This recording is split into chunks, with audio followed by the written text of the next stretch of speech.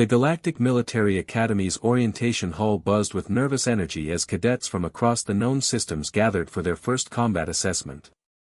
Crystalline beings from Vex Prime clinked softly as they moved, their translucent forms refracting the overhead lights into rainbow patterns.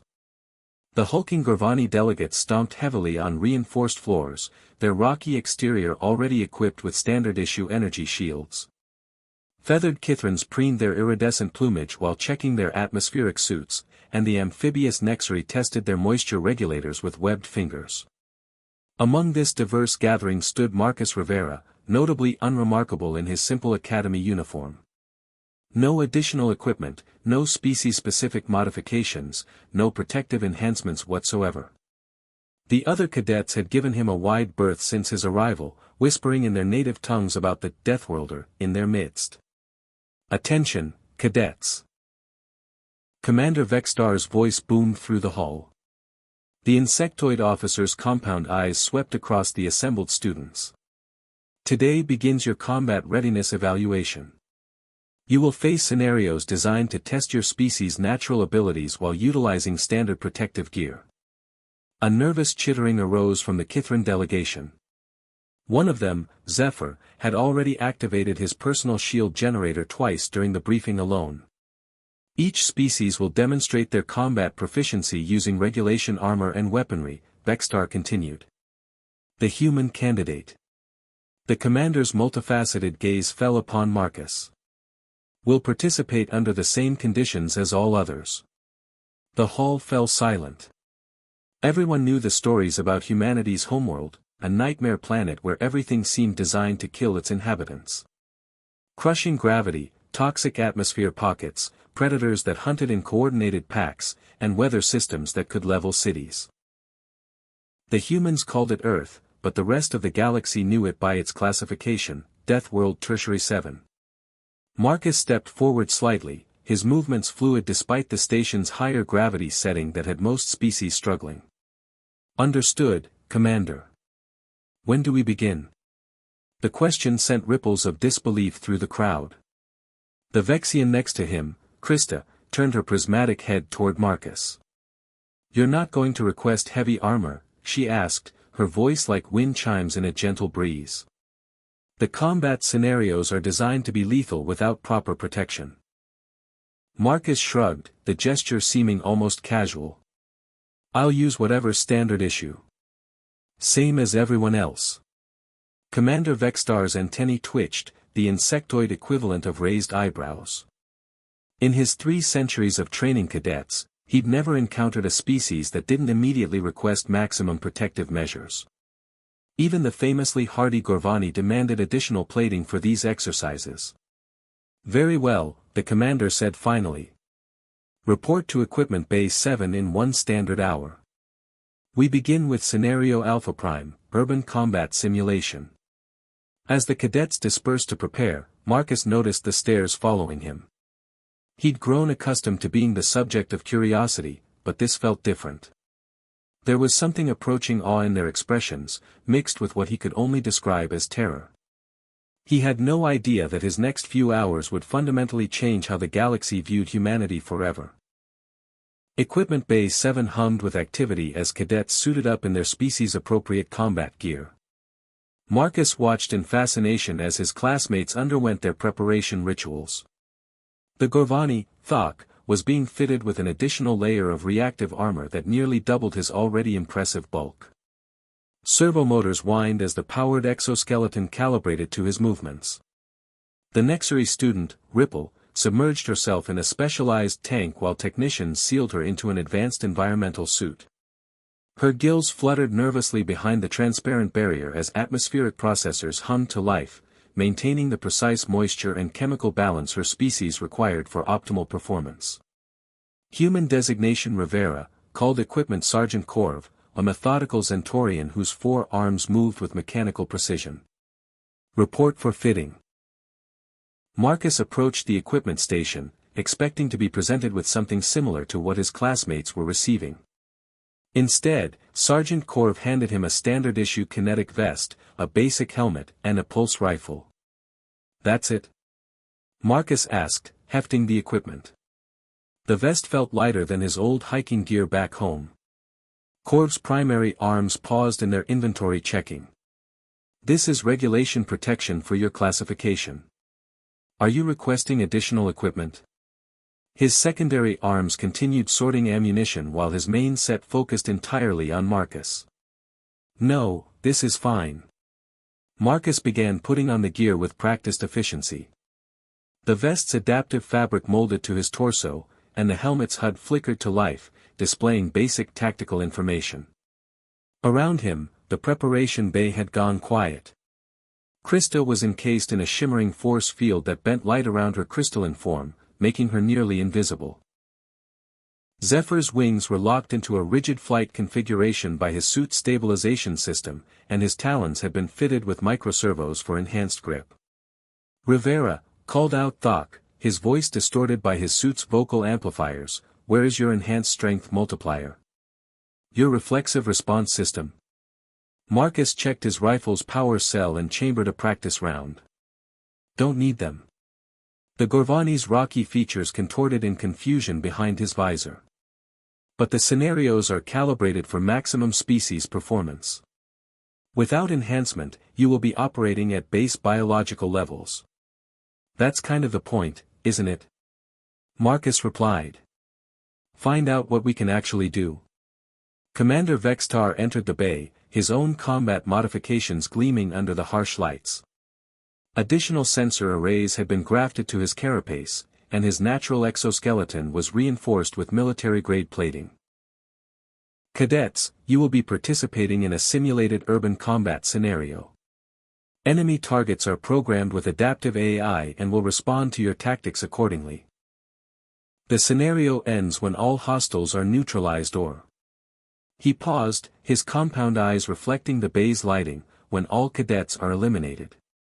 The weight of those words settled over the group. This wasn't just a test, it was a realistic combat simulation where failure meant virtual death. Medical teams are standing by, Vextar continued. Though with proper equipment, injuries should be minimal.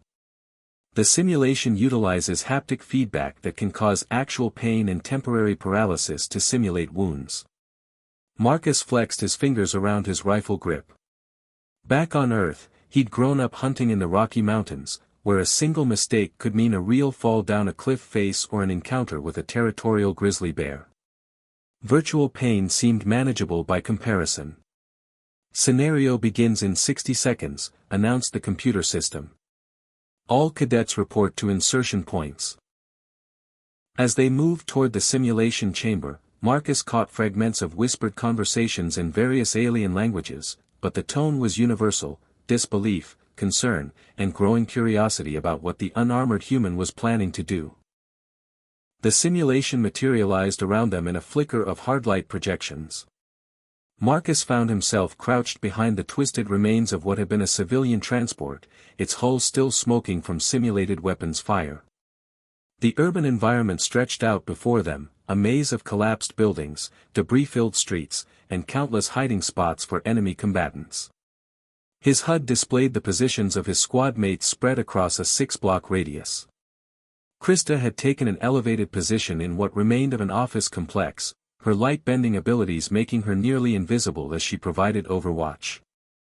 Thok was advancing straight down the main thoroughfare, his heavy armor allowing him to absorb incoming fire while drawing enemy attention. The others had formed a loose perimeter, each utilizing their species' natural advantages. Contact, bearing 270, Krista's voice crackled through the comm system. Multiple hostiles moving through the residential sector. Marcus checked his tactical display. The enemy AI was adapting quickly, using hit-and-run tactics to probe their defenses. Standard doctrine would be to coordinate their advance, using their superior equipment to overwhelm the simulated opponents through combined arms tactics. Instead, Marcus switched off his HUD. Rivera, your display just went dark, Commander Vextar's voice cut through the squad frequency. Technical malfunction. Negative, Commander. Intentional shutdown. Marcus shifted position, using his natural hearing instead of electronic sensors. In the distance, he could hear the distinctive whine of enemy pulse weapons charging. More importantly, he could hear something his enhanced squad mates were missing, the subtle sound of boots on rubble, moving in a flanking pattern. "You turned off your heads-up display?" Zephyr's voice pitched higher in disbelief. "How will you coordinate with the squad? How will you identify threats?" Marcus was already moving, staying low as he navigated through the debris field. "Same way humans always have." The first hostile rounded a corner 30 meters ahead, its weapon already tracking toward Thok's obvious position. Marcus's rifle spoke once, a clean shot that dropped the target instantly. The second and third enemies were repositioning to get a better angle on the Gorvani's flanks when Marcus appeared behind them like a ghost. "Impossible," breathed Ripple over the comm, "the human is moving through active combat zones without enhanced awareness systems. How is he detecting threats?" Marcus didn't answer.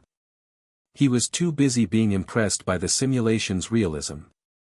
The AI controlling the enemy forces was adapting to his tactics, trying to box him in using standard anti-human doctrine developed from studying Earth's military history. Unfortunately for the program, it was using strategies designed to counter enhanced, heavily armored human forces, not a single individual operating with nothing but basic equipment and natural instincts. The enemy AI made its first critical error when it tried to flush him out with suppression fire. The simulated weapons chewed up the concrete around Marcus's position, sending virtual debris flying. But instead of forcing him back into his squadmate's formation as expected, Marcus used the dust and chaos to advance. Where did he go?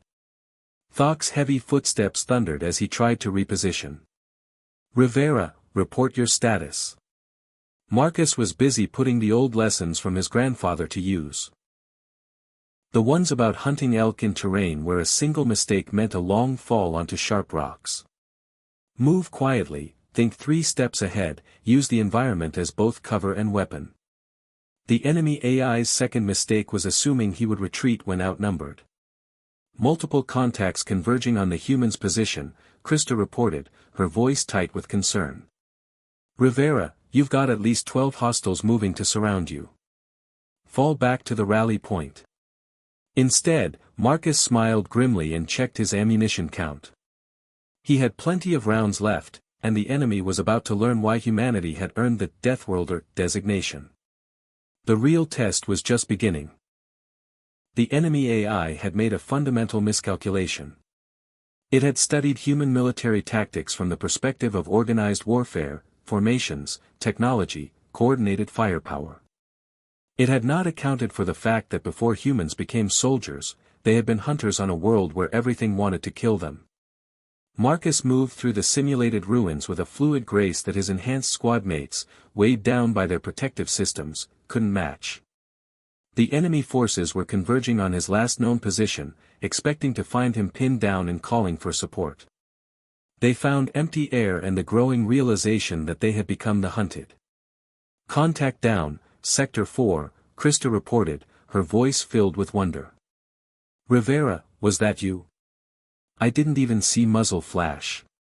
Marcus had fired from a position that shouldn't have been tactically sound, too exposed, too risky.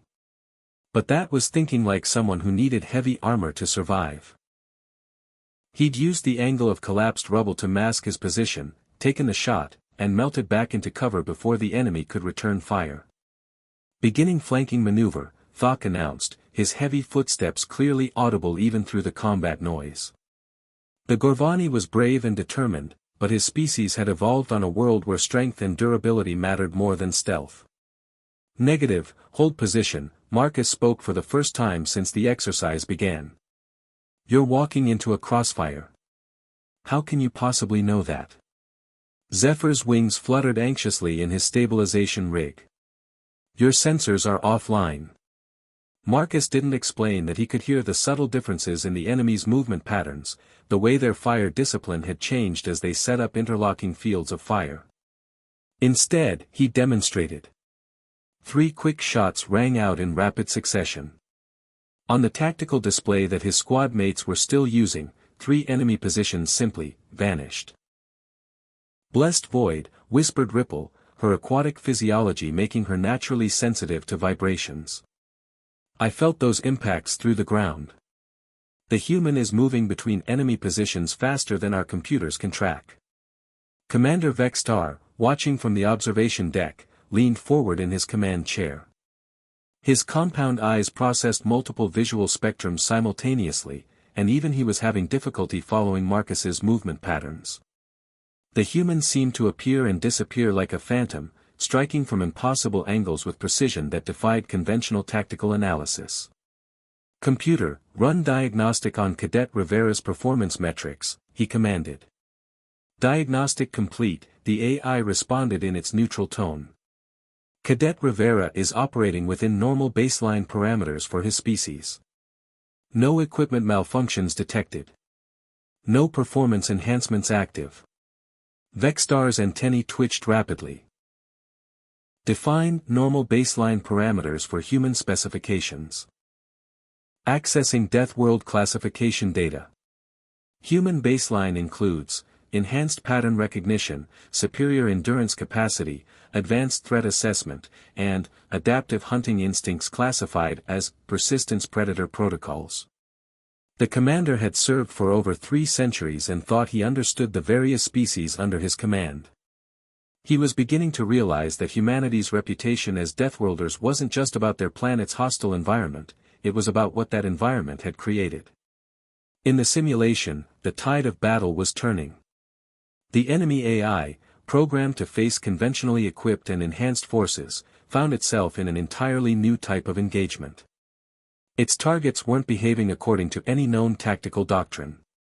"Rivera," Krista called out, her voice tight with concentration, "you've got movement in the northwest quadrant. I'm seeing heat signatures, but they're moving in patterns I don't recognize." Marcus smiled grimly. The AI was adapting, trying to counter his tactics by becoming more unpredictable. But it was still thinking like a machine, following programmed responses. "That's because they're hunting now," he replied, checking his ammunition count. He was down to his last magazine, but the enemy numbers were thinning rapidly. "And they're about to learn the difference between being programmed to hunt, and actually being a predator." The simulation's urban battlefield had become something the programmers had never intended, a hunting ground where the roles of predator and prey shifted with each engagement. Marcus moved through the debris-strewn environment like water flowing around obstacles, each step calculated, each pause purposeful. "Cadet Rivera," Commander Vextar's voice cut through the tactical frequency, "you are significantly outside standard formation protocols. Explain your strategy." Marcus paused behind the burned-out shell of a ground vehicle, listening to the subtle sounds that his enhanced squadmate's equipment was filtering out. "No strategy, Commander. Just reacting." The response sent a ripple of confusion through the observation deck. The assembled instructors, representatives from a dozen species, exchanged glances that transcended language barriers. In military academies across the galaxy, just reacting was considered the fastest path to elimination. "Contact front." Thok's amplified voice boomed across the battlefield as enemy forces engaged his position. The Gorvani's heavy armor sparked and flared under concentrated fire, his powered systems cycling through defensive protocols. "I'm suppressed." Zephyr called out, his aerial mobility compromised by the urban terrain. "Multiple hostiles have me pinned in the commercial sector." Marcus could see the tactical situation developing on multiple levels. The enemy AI had learned from its earlier encounters and was now using coordinated tactics to isolate and eliminate his squad mates one by one. Standard doctrine would be to regroup, combine their firepower, and advance methodically. Instead, Marcus did something that made every instructor lean forward in their seats. He charged directly into the enemy's strongest position. "Rivera, negative. You're moving toward a reinforced position with at least 8 hostiles." Krista's prismatic form shimmered as she tried to track his movement through her advanced optics. Marcus was already among them. The first enemy AI never saw him coming.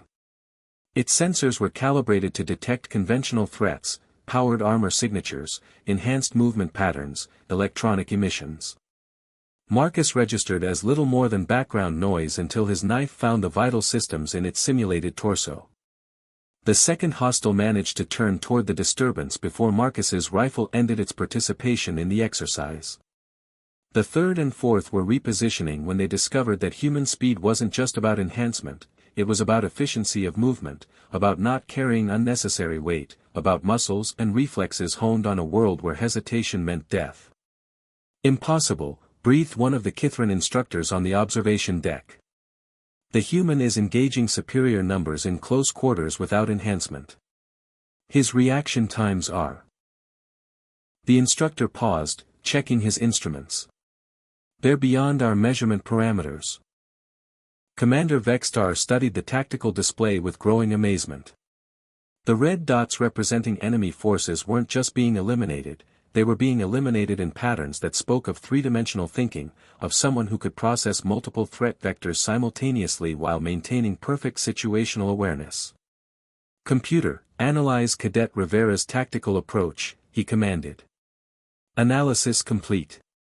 Cadet Rivera is employing tactics consistent with solitary apex predator behavior. No matching patterns found in military tactical databases." In the simulation, Marcus had cleared the fortified position and was already moving toward the next objective. Behind him, the enemy AI's most secure strongpoint lay in digital ruins, its occupants eliminated so quickly that the other hostiles were still repositioning to respond to threats that no longer existed. "Squad, rally on my position," he called out, his voice calm despite having just eliminated 8 opponents in less than 30 seconds. "Your position." Ripple's aquatic suit bubbled with agitation. "Rivera, you just destroyed an entire enemy stronghold single-handedly. That's not tactics, that's something else entirely." Marcus checked his ammunition. Final magazine, half depleted. Around him, the simulation's AI was adapting again, pulling back its remaining forces into defensive positions. But he could hear something in their movement patterns that his squad mates' enhanced systems would miss: uncertainty, confusion, the digital equivalent of fear. The hunters had become the hunted, and they knew it. "Exercise parameters have changed," he announced to his squad. "They're not fighting us anymore. They're trying to survive us." And in the observation deck, instructors from across the known galaxy began to understand why the rest of the universe had learned to fear the small, unenhanced bipeds from the third planet of an unremarkable star system.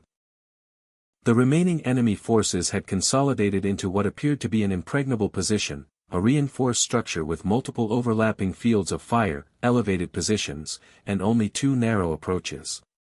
The AI had adapted its tactics one final time, abandoning aggressive maneuvers in favor of a defensive strategy designed to force the cadets into a costly frontal assault. "Tactical analysis complete," announced Krista from her overwatch position. "Enemy forces have established a kill zone with approximately 93% probability of eliminating any conventional assault force." Thok's heavy footsteps had stopped advancing. Even with his enhanced armor, the Gorvani recognized a death trap when he saw one. "We need to coordinate a combined arms approach. Suppression fire, flanking maneuvers, maybe call in simulated artillery support." "Negative," Marcus replied quietly, checking his rifle one last time. "Artillery would damage the civilians we're supposed to be protecting." The other cadets paused. In the intensity of combat, they'd forgotten that this was an urban rescue scenario. There were simulated non-combatants scattered throughout the target building, virtual lives that counted toward their final assessment scores. "Rivera," Zephyr's voice carried a note of desperation, "even you can't assault a fortified position alone. The mathematics are impossible. You're outnumbered 15 to 1, and they have superior positioning." Marcus stood up from his cover, weapon held in a ready position but not raised threateningly. For a moment, he simply observed the enemy stronghold with eyes that had learned to read terrain on a world where the geography itself was actively hostile. "Mathematics," he said finally, "assume all variables are known." In the observation deck, Commander Vexstar found himself holding his breath. An odd behavior for an insectoid species that processed oxygen differently than most mammals. Around him, instructors from a dozen worlds watched their instruments with growing disbelief. His stress indicators are normal, reported the Zentorian medical officer. No elevated heart rate, no adrenaline spike, no fear response markers. He's treating this like a routine exercise. Maybe for his species, it is, Vextar replied grimly. Marcus began walking toward the enemy position. Not running, not using cover, just walking with the steady, measured pace of someone who had absolute confidence in his assessment of the situation. The enemy AI opened fire. What happened next would be analyzed and reanalyzed in military academies for decades. Marcus didn't dodge the incoming fire in any conventional sense, instead, he seemed to flow around it, his body reading the trajectory patterns and moving through spaces that mathematically shouldn't have existed. When the AI tried to adjust its targeting, he had already changed direction in ways that violated everything the computers knew about bipedal locomotion.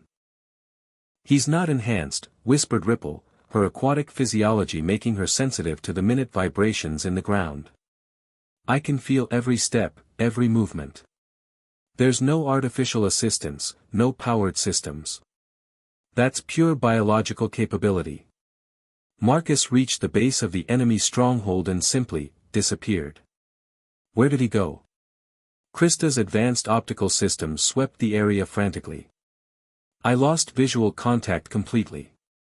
The answer came in the form of weapon fire from inside the supposedly impregnable position. Short, controlled bursts that spoke of precision rather than desperation. One by one, the enemy positions went silent. Exercise complete, announced the computer system. All hostile forces eliminated. Civilian casualties, 0. Mission parameters, exceeded. Marcus emerged from the stronghold, his rifle slung casually over his shoulder. He looked entirely unaffected by what he'd just accomplished. No heavy breathing, no signs of exertion, no indication that he'd just done something that every military textbook said was impossible. Squad, area secure, he reported. Ready for extraction. In the stunned silence that followed, Thok's amplified voice managed to articulate what they were all thinking. How? Marcus looked genuinely puzzled by the question. How what? How did you? Zephyr's wings fluttered in agitation. How did you do any of that? The movement patterns, the tactical awareness, the sheer impossibility of what we just witnessed. Marcus considered the question seriously before answering. I grew up camping in Yellowstone. If you can avoid a grizzly bear that's tracking you through dense forest, avoiding computer-generated enemies in an open environment is relatively straightforward. The casual comparison between their state-of-the-art military simulation and what he considered childhood recreation sent ripples of absolute bewilderment through both his squad mates and the observation deck. Commander Vextar realized that humanity's classification as a Deathworld species was about to be significantly revised.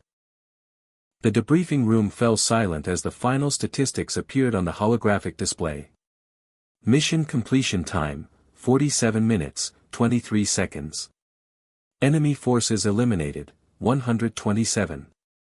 Civilian casualties, 0, resource expenditure, 1 standard ammunition magazine, 73% depleted.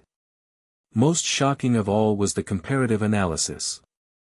The simulation had been run 847 times by previous cadet groups from 23 different species. The average completion time was 3.7 hours, with a 67% casualty rate among the rescuing forces and an average of 12 civilian losses.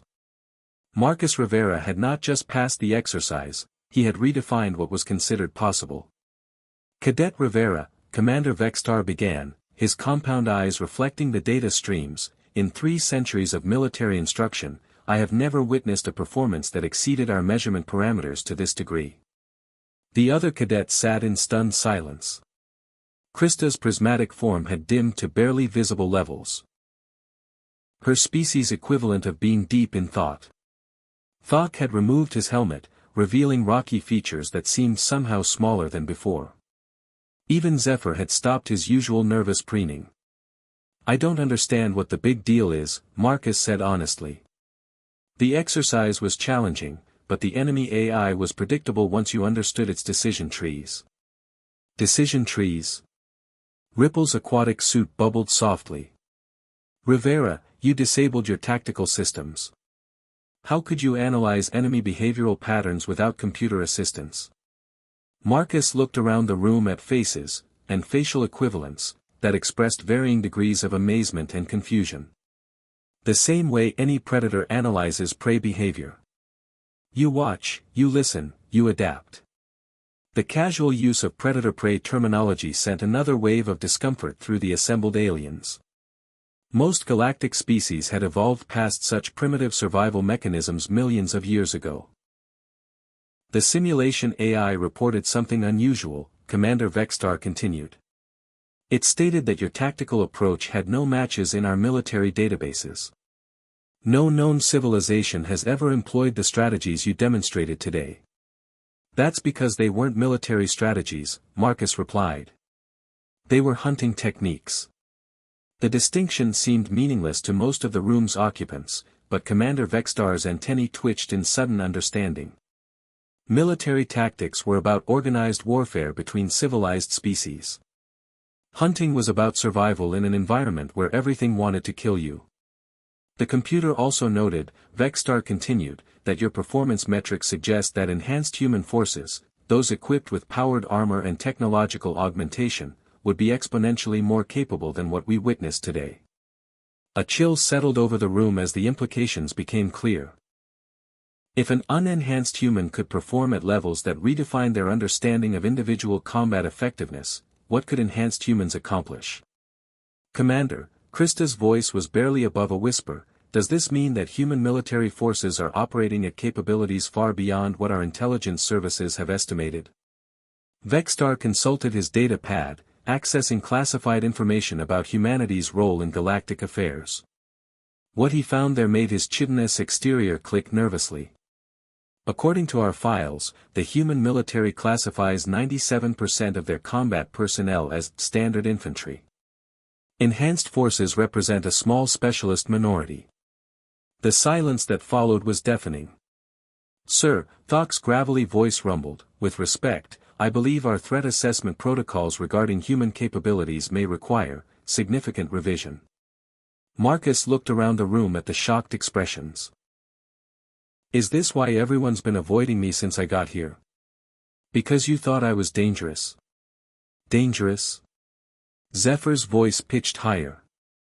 Rivera, you just demonstrated combat capabilities that exceed our best-equipped soldiers while wearing basic protective gear. You're not dangerous, you're terrifying. Marcus considered this seriously. My grandfather always said that being underestimated was the best possible tactical advantage. As the cadets filed out of the debriefing room, each lost in their own thoughts about what they'd witnessed, Commander Vextar remained behind to file his report. For the first time in his long career, he found himself recommending that the Academy's threat assessment protocols be completely rewritten. The galaxy had just learned that the quiet, unassuming species from the third planet of an unremarkable system was far more dangerous than anyone had imagined. And more importantly, they had learned that humans considered this level of capability to be perfectly normal. In intelligence offices across known space, analysts would soon be asking a very uncomfortable question: if this was what humanity considered standard, what were their enhanced forces actually capable of? The answer to that question would reshape galactic politics for generations to come.